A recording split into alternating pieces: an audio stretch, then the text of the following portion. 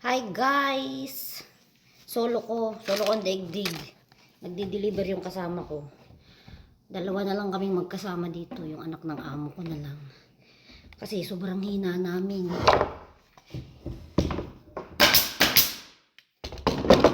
Pina-stop muna yung isang Korean at saka isang Pilipina na kasama ko. Pina-stop muna sila ng trabaho. Lungkot ko tuloy, nag-iisa ako.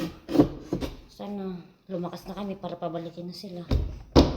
Ang tanong kung babalik na sila. Siyempre baka makahanap na ng ibang trabaho.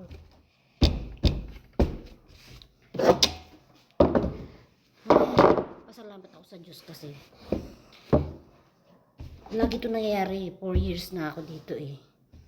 Saka kahit humihina, kahit walang trabaho, hindi nila ako tinatanggal talaga. Pasalamat ako sa Diyos.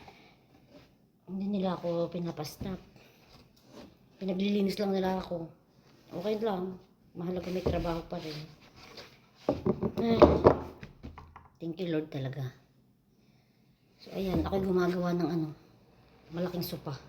Malaki nang ginagawa ko ngayon.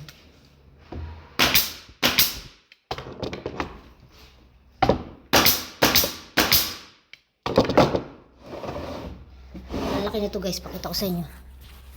Ayan, ang ginagawa ko, ang laki. Tapos ganito siya pag natapos ko na. Yan, ganyan na siya pag natapos ko na. Ang daming nilalagay na kung ano-ano. Ay, may singaw na naman ako. Singaw. Yun lang guys. Thank you for watching. Annyeong.